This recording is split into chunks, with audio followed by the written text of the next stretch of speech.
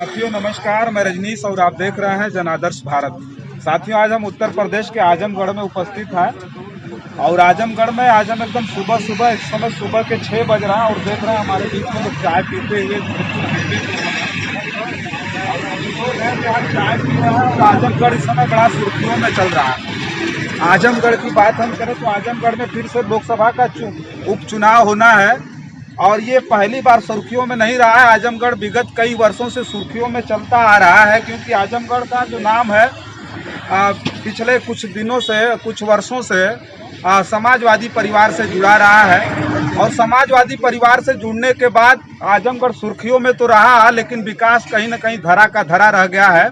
और उसी आजमगढ़ में आज हम उपस्थित हैं। आजमगढ़ की स्थिति को अगर हम बयां करें तो एक समय था कि आजमगढ़ में जब चुनाव होते थे तो इटावा और सैफई जैसा मंजर यहाँ दिखाई देता था, लेकिन आज जो स्थिति है बिल्कुल उसके उलट है। अगर हम बात करें तो मुझे एक फिल्म याद आ जाती है राजा हिंदुस्तानी, जिसमें गाना था कि परदेसी परदेसी जाना नहीं मुझे छोड़ के। मतलब उस गीत को अगर आप सुनेंगे तो आजमगढ़ की बिल्कुल स्थिति से आपको एकदम मिलता जुलता दिखाई देगा। आज स्थिति यह है कि 2014 में नेताजी मुलायम सिंह यादव यहाँ से सांसद हो जाते हैं। उसके बाद 2019 का चुनाव आता है और यहाँ से पूर्व मुख्यमंत्री अखिलेश यादव यहाँ से सांसद होते हैं और विधानसभा में फिर वो करहल विधानसभा से चुनाव लड़ करके विधायक हो जाते हैं और आजमगढ़ को ठीक उसी तरह से अकेला छोड़ करके वो चले जाते हैं और अब आजमगढ़ में फिर से चुनाव होना है। बहुत सारे लोग हमारे बीच में हैं, बहुत सारे लोग जो चाय पी रहे हैं और चाय पर चर्चा करने में चुनाव में ही बड़ा मजा आता है। तो कुछ लोगों से बात करते हैं और जानते हैं कि आजमगढ़ की स्थिति क्या है, आजमगढ़ में आखिर अब क्या होगा, क्योंकि नेताजी थे फिर अखिलेश यादव थे, लेकिन अब किससे नाम जुड़ेगा आजमगढ़ का। तो भैया आपका क्या नाम है? दिलराम। तो का माहौल बा के जीतत हो यहाँ? का माहौल यहाँ तो जब से हम लोग है देख रहे हैं, जब से मुलायम का देन है सब कुछ बना है। और तो मोदी योगी का कुछ नहीं यहाँ योगदान नहीं, खाली बनारस गोरखपुर है तो हम लोग अखिलेश के देन अखिलेश को देंगे। देखिए, इनका साफ तौर पे कहना है कि आखिर आजमगढ़ में जो कुछ भी हुआ है अब तक की स्थिति ये रही है कि उसमें जो है मुलायम सिंह यादव का बड़ा जो है वो योगदान रहा। मुलायम सिंह यादव जी का परिवार जो था समाजवादियों का ही सबसे ज्यादा वो रहा है, लेकिन और लोग हैं जिनसे क्या लग रहा है आजमगढ़ में कहाँ स्थिति चल रही है? यहाँ पर तो माहौल जो है उसी का चलेगा। जब परिवार से नेताजी की कोई नहीं आ रहा है तो लमसम मुझे जो है 100% जो है बीजेपी आएगी लमसम। तो यहाँ बीजेपी से कौन लड़ रहा है?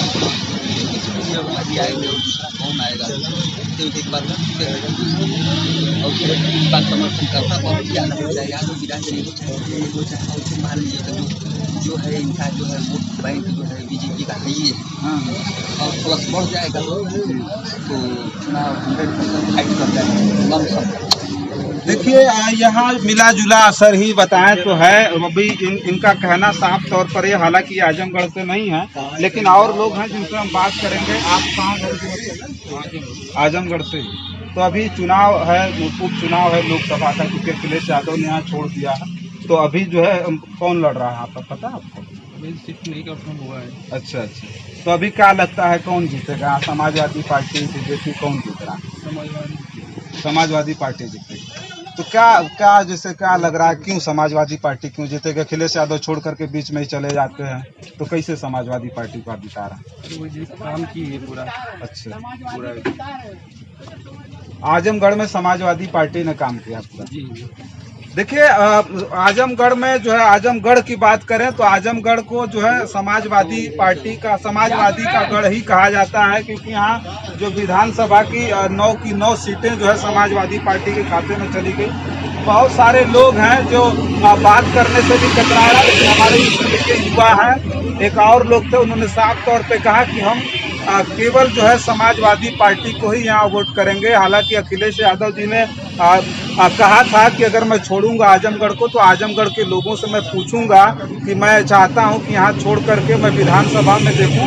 तो इस तरह से जो लोगों का जो वो आ रहा है, जो विचार है इस लोकसभा के इस उपचुनाव को लेकर के, उसमें कहीं ना कहीं वो भारतीय जनता पार्टी और समाजवादी पार्टी की सीधे टक्कर की बात आती है। हालांकि यहाँ दिनेश लाल यादव बताया जा रहा है, दिनेश लाल यादव निरहुआ भी चुनाव लड़ रहा है। उसके बाद ये कहीं ना कहीं अगर समाजवादी परिवार से, उस परिवार से कोई नहीं लड़ेगा तो भारतीय जनता पार्टी यहाँ आजमगढ़ में जबरदस्त टक्कर देने वाली है। और आजमगढ़ में जो ये लोकसभा का उपचुनाव होगा वो इस बार पिछले बार से भी अधिक जो है रोचक होगा और देखने लायक होगा। क्या होगा आजमगढ़ में ये तो वक्त बताएगा। तब तक के लिए आप देखते रहिए जनादर्श भारत। बहुत बहुत धन्यवाद।